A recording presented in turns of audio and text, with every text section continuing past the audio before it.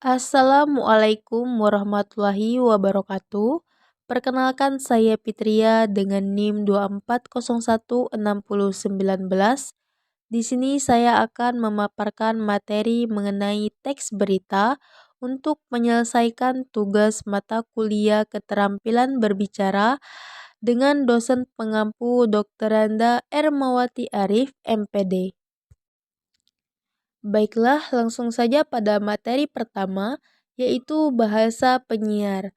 Bahasa penyiar merupakan sarana utama yang digunakan oleh seorang penyiar untuk menyampaikan pesan atau informasi secara efektif kepada khalayak.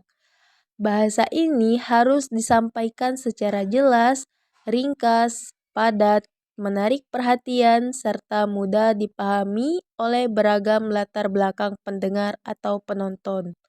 Selain itu, bahasa penyiar harus terhindar dari istilah teknis berlebihan, ambigu, atau jargon yang tidak dikenal masyarakat umum.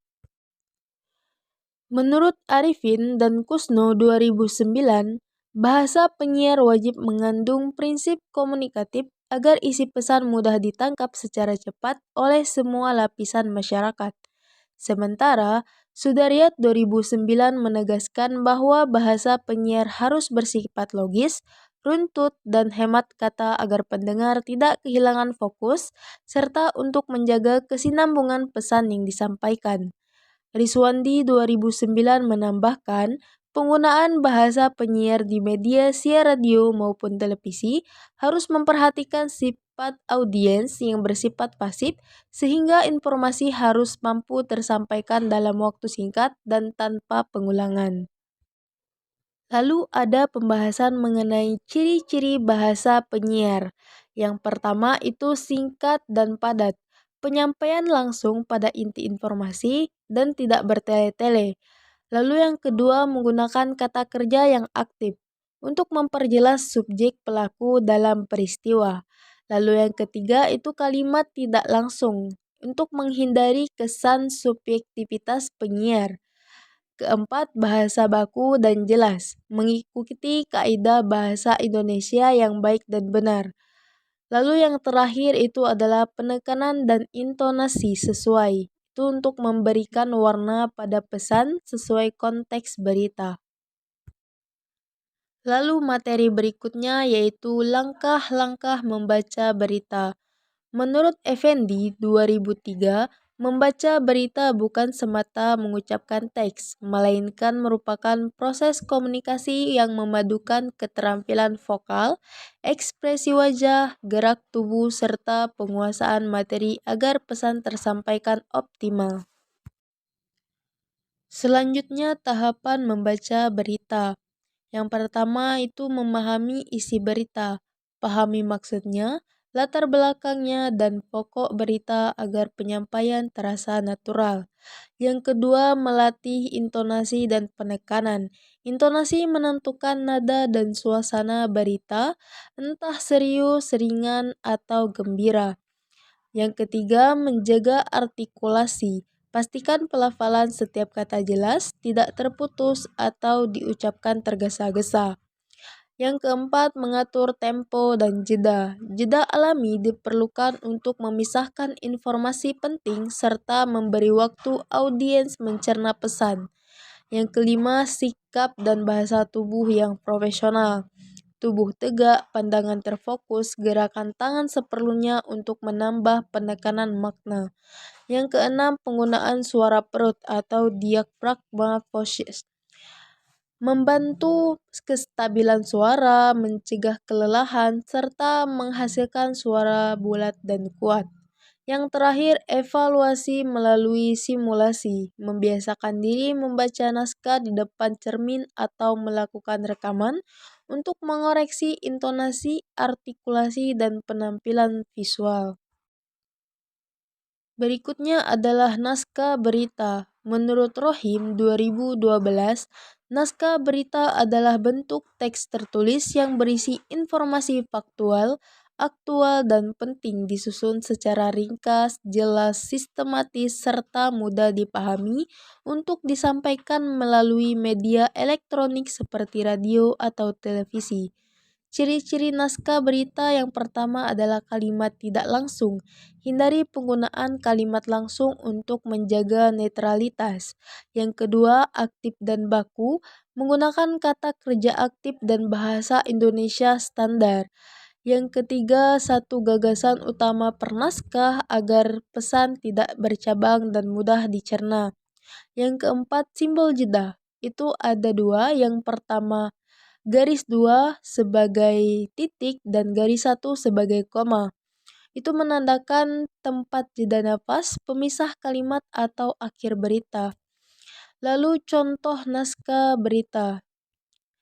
Presiden Joko Widodo hari ini meresmikan jalan tol baru di wilayah Jawa Barat. Jalan tol ini diharapkan dapat memperlancar arus lalu lintas serta mendukung pertumbuhan ekonomi kawasan. Lalu materi terakhir ada praktik membaca berita. Dalam praktik siaran langsung atau rekaman, seorang penyiar dituntut untuk menjaga keselarasan antara suara, intonasi, tempo, gerakan tubuh, serta kontak mata dengan audiens. Menurut Mulyana 2005, kombinasi antara penguasaan materi, kontrol vokal, serta ekspresi wajah yang tepat akan menentukan efektivitas pesan yang diterima audiens. Yang pertama, intonasi yang menarik disesuaikan dengan mood berita agar tidak terdengar monoton. Lalu yang kedua, artikulasi yang tepat. Ucapkan setiap suku kata dengan jelas agar tidak terjadi salah tafsir. Yang ketiga, pengaturan tempo. Hindarilah kecepatan yang berlebihan atau terlalu lambat, sesuaikan ritme dengan panjang berita. Yang keempat, gestur tubuh. Gerakan tangan dan ekspresi wajah membantu mempertegas informasi. Yang kelima, penggunaan suara perut. Suara menjadi bulat, kuat, dan tidak cepat lelah walaupun membaca naskah panjang. Yang terakhir, evaluasi diri dengan latihan rekaman dan memperbaiki penampilan dan teknik vokal. Selamat pagi, pendengar setia. Anda kembali bersama saya, Fitria, dalam Berita Pagi. Berikut kami sajikan informasi terbaru hari ini, Selasa 17 Juni 2025.